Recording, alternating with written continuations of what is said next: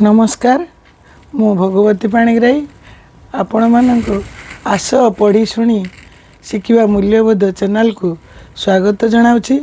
एवं गोटे सुंदर कथा कहूँ समस्त उद्देश्य देखु आमे गोटे वृक्ष ठारू कौन शिखा वृक्ष जिते फल भारे नई पड़ी था से सी पूरा तल को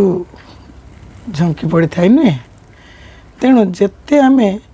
पाठ पढ़ा बहुत पाठ पढ़ा लोक सब विनम्र स्वभाव रहा उचित नम्रंती फलिन वृक्षा नम्रंती गुणीन जना तेणु गछ ठारू आम आउ शिखा कौन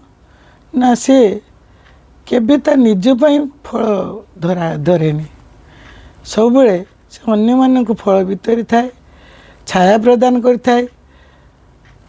जाळेणी औषध फूल इत्यादि सब से निर्विकार भाव समाज को बांटी थाए तेबे मनीष हिसाब से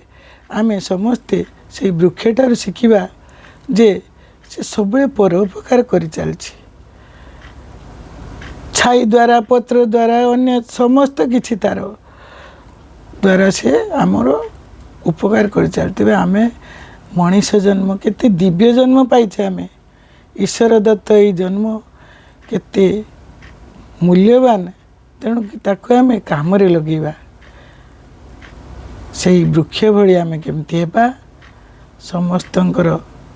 उपकार करी दिनटी बितेबा प्रत्येक दिन शोवा पूर्व चिंता करवा आज दिनटी मु कारी क्षति करनी तो आउ केते उपकार करिछि एई जो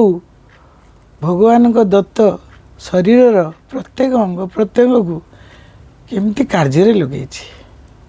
यही कथाटी जदि आम प्रत्येक दिन समीक्षा करवा आज दिनटी को किपरि कटाई तेबे आम वृक्ष को सामना रे रखिबा एवं वृक्ष को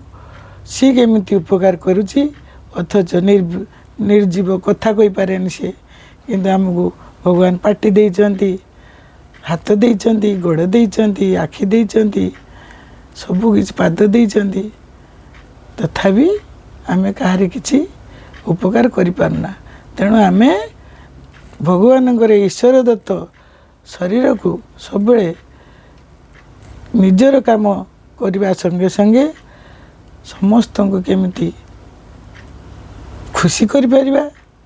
एवं समस्त को मनरे स्नेह श्रद्धार बीज रोपण कर परिबा सेटा सब भाविबा एति कहि रहउची। नमस्कार।